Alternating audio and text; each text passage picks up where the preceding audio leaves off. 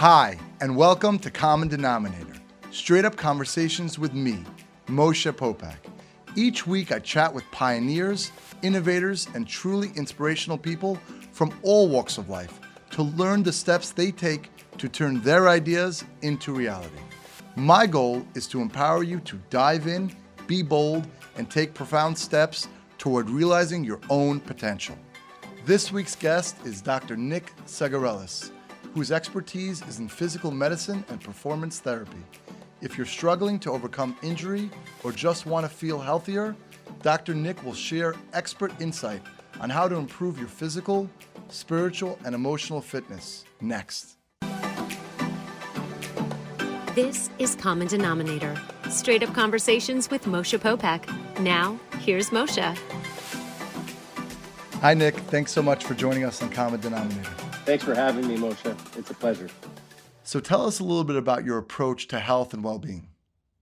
Well, as a chiropractor, I'm practicing physical medicine. I end up utilizing any type of modality that I have at my fingertips to make people feel better.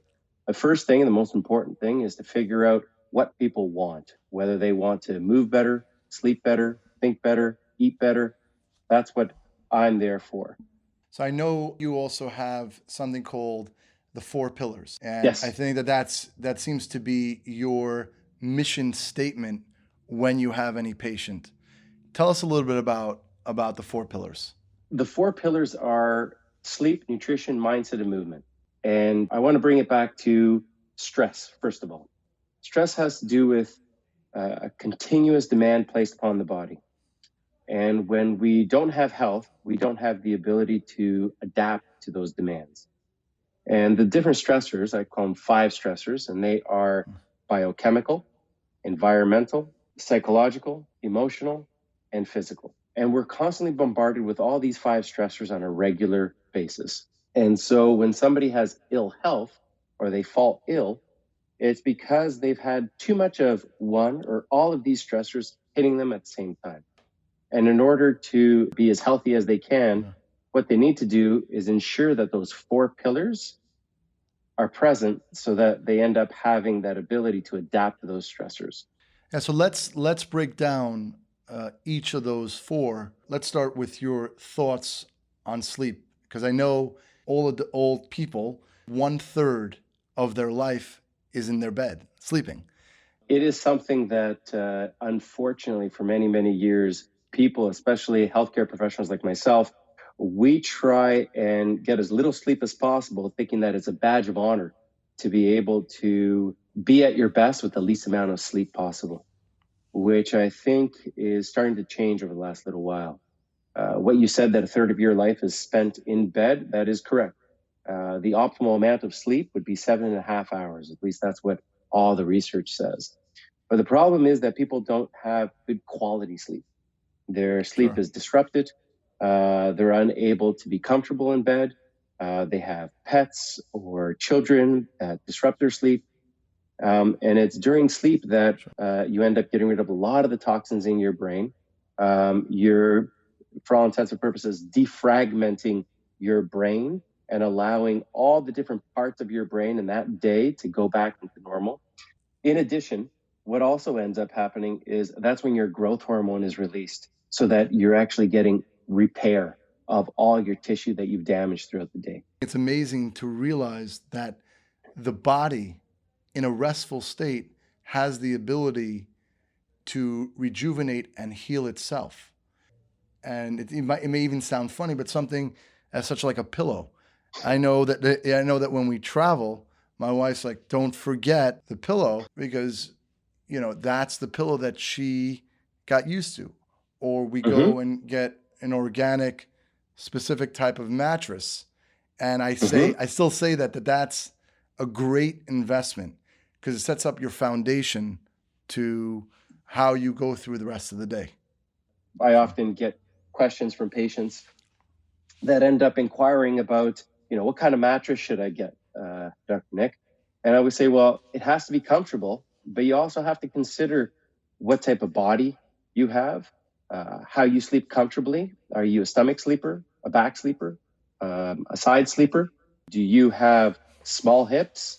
and a very broad shoulders, you'll need a different type of bed than if you have very wide hips, a little tiny waist, and broad shoulders. All these different factors are extremely important to understand the type of bed that you have, and then also the type of pillow that you have. So if you're a side sleeper and you have broad shoulders, you're going to want to have a bigger pillow. If you have a very narrow neck and a big cranium, then you're going to want a pillow that's going to cradle your neck and not allow your head to kind of drop over inappropriately. So it's interesting. And then I think about the next pillar is really the nutrition, because one fascinating fact is 70% of our energy is spent on digestion. So tell us a little bit about nutrition. And nutrition is a very interesting thing because a lot of people, they mistaken diet for nutrition. So diet is essentially how and what you eat. Nutrition are the cofactors that you end up getting through the diet that you consume. So you have to think about the nutrients, the macronutrients and the micronutrients. So the macronutrients are what everybody thinks about as fats, carbohydrates, and proteins. Whereas the micronutrients are the really important components. They're the vitamins and the minerals that you're continuously consuming.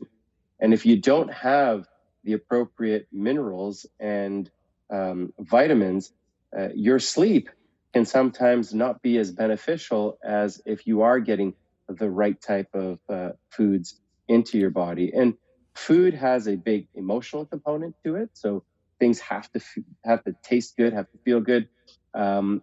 And different types of diets are more appropriate for certain individuals. So if you are an individual that has a child, for example, that might be getting seizures, they've shown that these children are best managed with a ketogenic diet. But as an adult like you and I, having a ketogenic diet for a prolonged period of time, it can be detrimental to our long-term health. I know my wife is, she studied health counseling, and one thing she said, take it one step at a time. When we first were dating, I would drink Coke and Sprite, and she said, okay, trade that in, see how long you can trade that in for water instead. Just one thing. Because I think the audience, you have, again, the habits and rituals and the way you live your life. So if you want something to stick, I think it's take it one step, do one thing that will be manageable and lasting. Especially if you're trying to do a lifestyle change. But if you're trying to manage a specific condition, sometimes you have to be a little bit more dramatic. So if your digestion is very disrupted because you're eating foods that, unbeknownst to you, you're intolerant to, there's a term called oral tolerance. So there's some individuals that might not be able to consume wheat, dairy, and perhaps sugar at all the same time.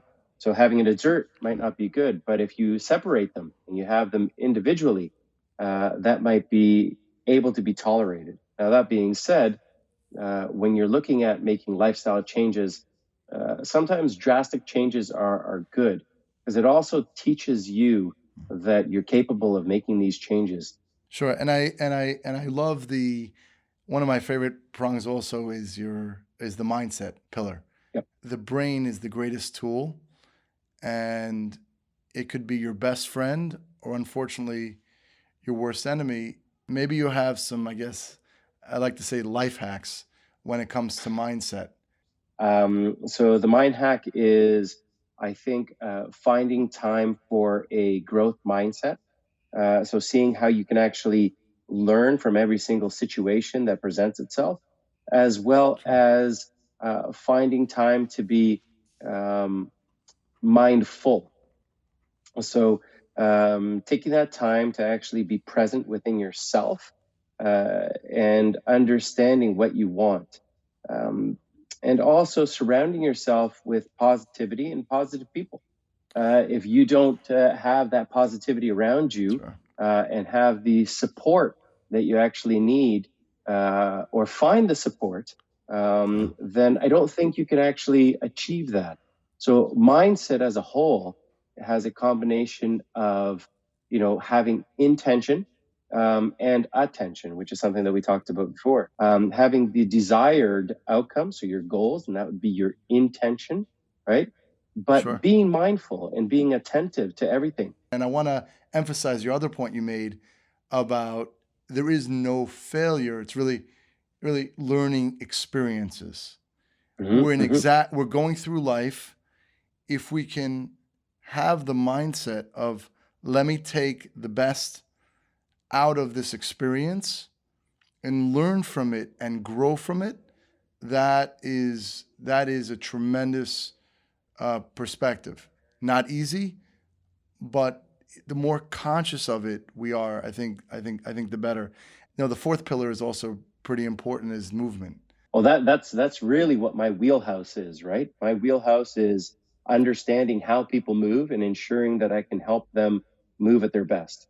And that might be offering a different type of physical modality to allow them to get the movement and the range of motion in a particular joint.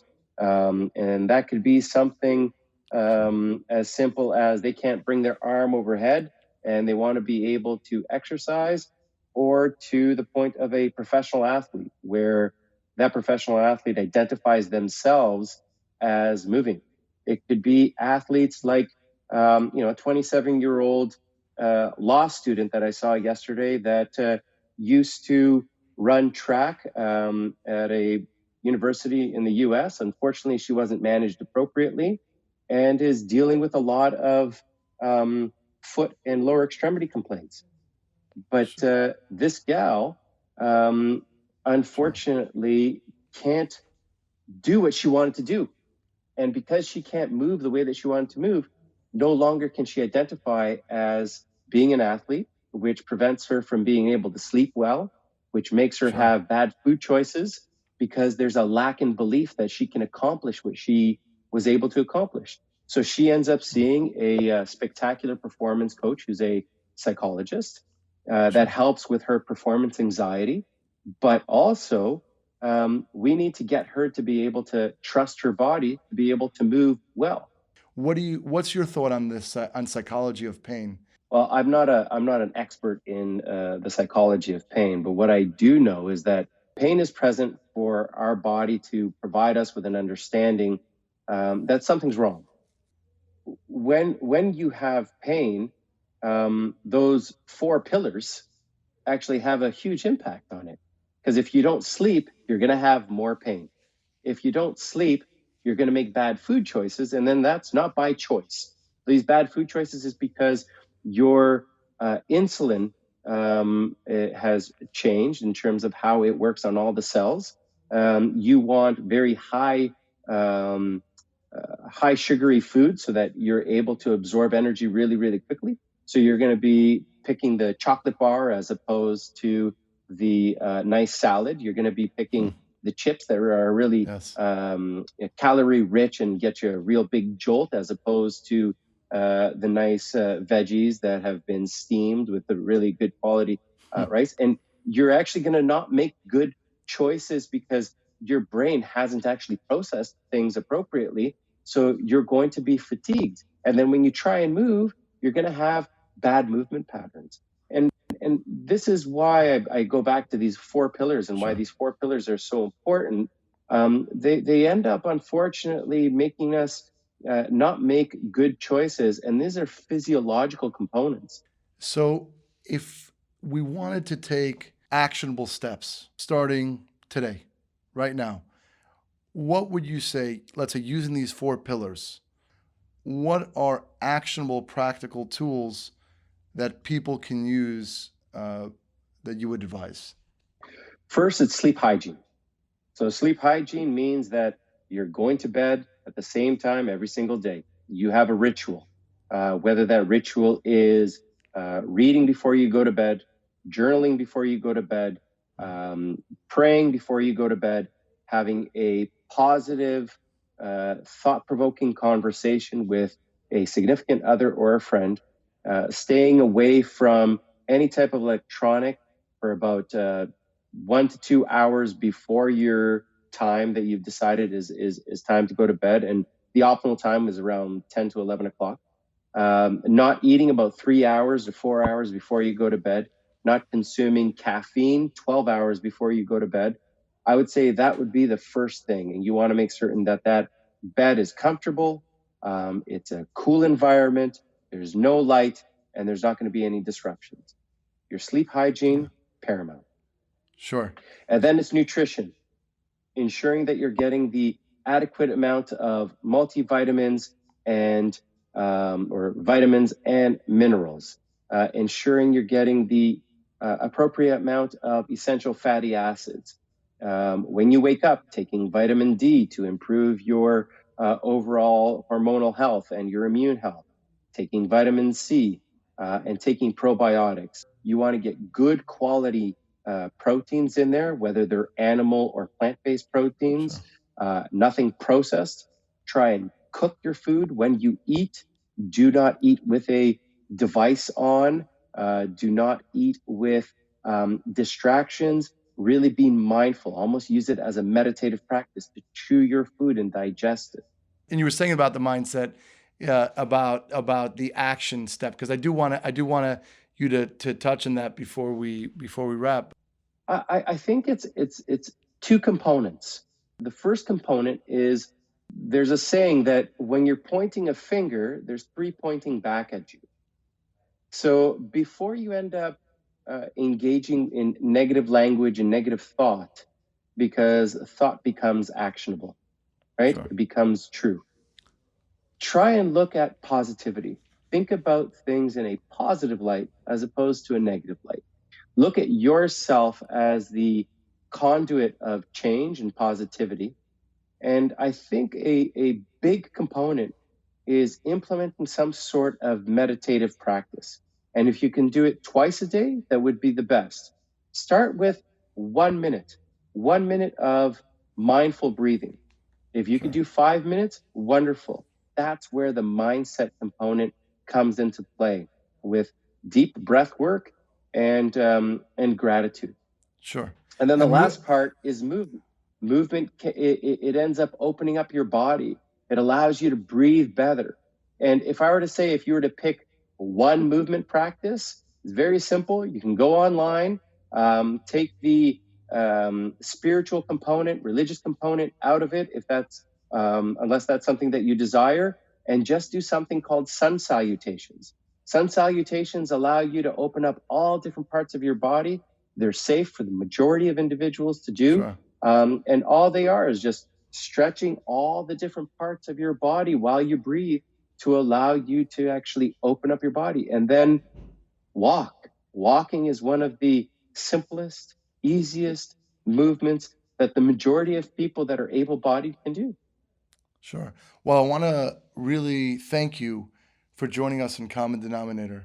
It's really been insightful. And if people want to find out more about you, how would they do that? I've got 2 ways of contacting me. It's 180 Health. It's spelled ONE 80health.com. Because I think everybody can make a turnaround to their health. And then the other one is Dr. Nick, DRNICK.ca. Well, thank you so much, Dr. Nick, for joining us. Thank you very much, Moshe, for having me here.